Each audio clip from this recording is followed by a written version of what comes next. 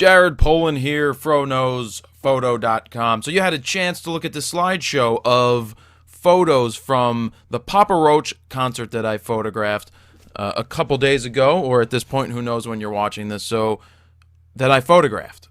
The Papa Roach show.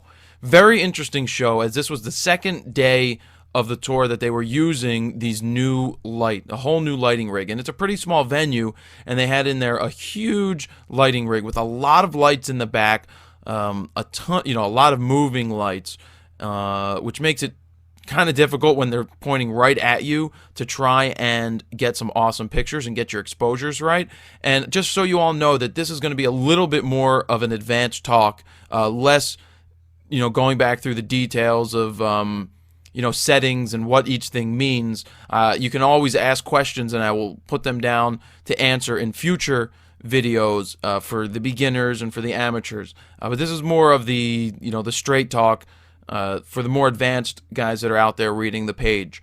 So, it's when you pre-visualize how you're going to shoot a show, you see the lights when you get there, and you see how bright they are, and it's amazing how bright they are. But you realize real quick that you don't have a lot of front light. There's nothing in the front. Everything's basically behind or to the side, which makes it difficult to expose and make sure you have enough light in the front. The ideal lighting situation is like American Idol. They have millions of dollars of lights up on stage, maybe $1 million worth of light, who knows, but they've got spotlights in the front. If every show had spotlights on the artists from the front, and then in the back they had all these downlights, it would be so great to expose everything so that you could have the awesome colors in the background and the nice white or yellowish color on from the spotlight. But that's not the situation, and you have to deal with what you have to deal with. And this is some of the better lighting that I've seen at a show. So as I'm talking, I'm going to go through these pictures, and you can see where my settings started, and we'll see where they end. I started at 3200 ISO at f4 at 400th of a second for something like this, and this is just to get a feel, because I didn't get to practice with these type of settings before the show, but I did get to shoot the entire show, not just the first 3 songs. So let's cycle through these pictures so we can watch settings.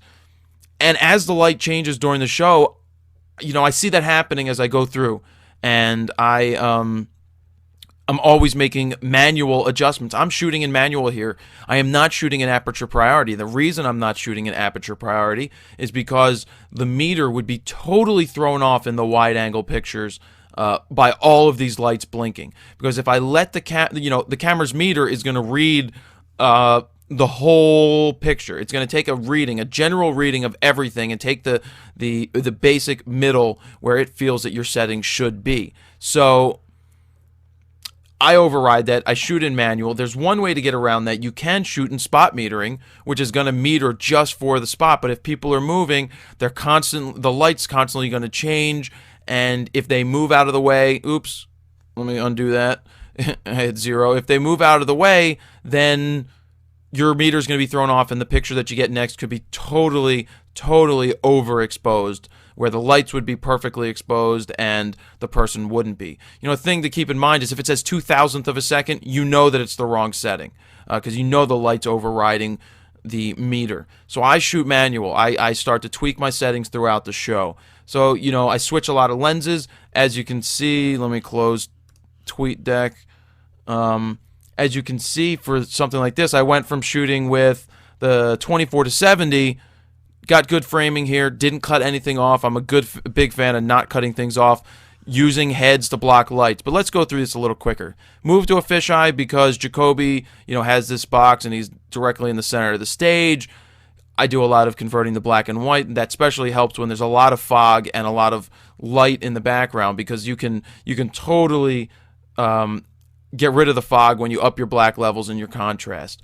So he jumps into the crowd. I still have the fisheye on for this. And real quick, I have to change. Hey, look, there are down lights right here, but they weren't very effective for the front of the face. They probably weren't pointed right, but I don't remember them being so powerful that they really added that much light. Maybe they did, and I just didn't notice it. I just noticed that now.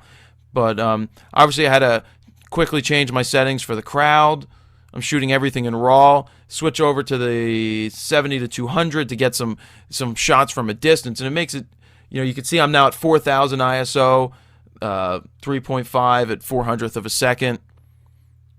Same thing here. And then we move up onto the stage. I went to 3.2. You can see that's nice. Then here, I went to 5,000 ISO. I'm still at 400th. Why am I at 400th? Because it freezes the action much better. And having the ability to shoot at 400th of a second and get quality images at 5,000 ISO is incredible. 14 to 24 lens. I used that because I could get really close. I was on the same level as the stage, which makes it great. Look at the framing here. You can see the smoke in the background. You can see the background going on. So I kind of locked into this as a pretty good setting for most of the show. Shooting straight down. This is more the 14. I like to switch a ton of lenses to give a lot of different feels throughout the show. But it turned out that the 24 to 70 worked well here, and so did the 14 to 24. It was kind of difficult with the 70 to 200 when the lights were changing to get the settings right. I love color in shots like this, especially. There's no light really affecting my image. Something like this, the backlight, I usually try to use the body to block the lights more, but it's not bad at all.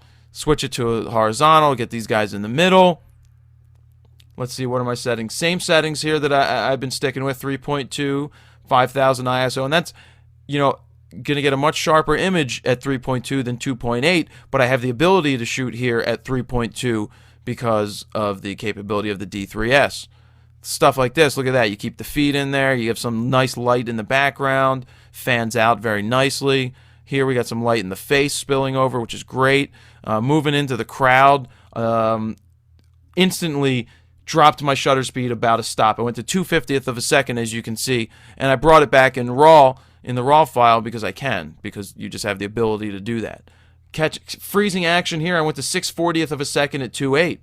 I must have saw the lights were changing and just dropped that. Or did I do that in the last picture? Nope.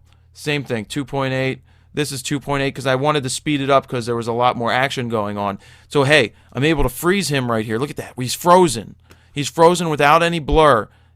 And that's like something you could never do in film because everybody would just blur unless you caught them at the top of their game. And this is obviously in color. The 6/40th of a second helps freeze him.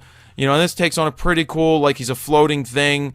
The lens flare works in this case, but I don't overdo that all the time. Then it's just going for emotion and then switching it up. I can't shoot the same thing the whole show. So here I drop down the 4,000 ISO again.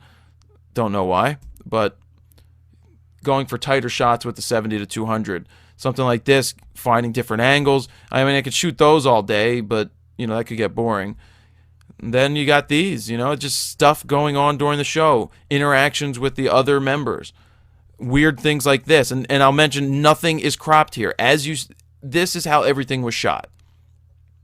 Then you start to get some of these from the side. Nice lighting in the back. The color looked terrible in this, so obviously the black and white is solid as shit. Really happy with how solid it is.